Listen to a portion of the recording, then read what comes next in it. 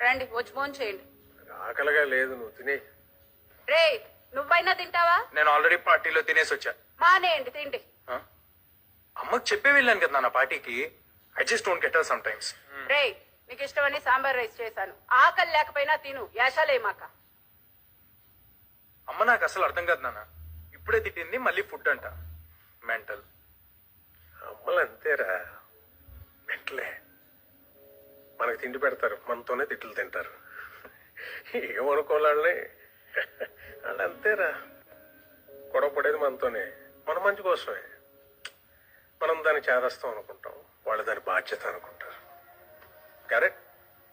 You know something, ఇంట్లో అమ్మో నాన్నో తాతయ్యో నాన్నమ్మో లేకపోతే ఇంకెవరు అడుగుతారా వాడిని తిన్నావా ఉన్నావా అని? వాళ్ళు ఉన్నప్పుడు వాళ్ళు విలువ తెలియదురా. రేపు లేరనుకో, వాళ్ళు మనతో ఉన్న ప్రతి క్షణం చాలా విలువైందిరా.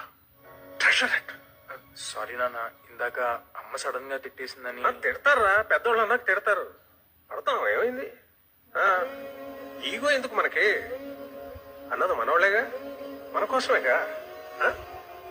వాళ్ళు ఉన్నంత వరకేరా. మన చిన్న పిల్లలు వాళ్ళు పోతే మన బాల్యం కూడా వాళ్ళతో తీసుకుపోతారా.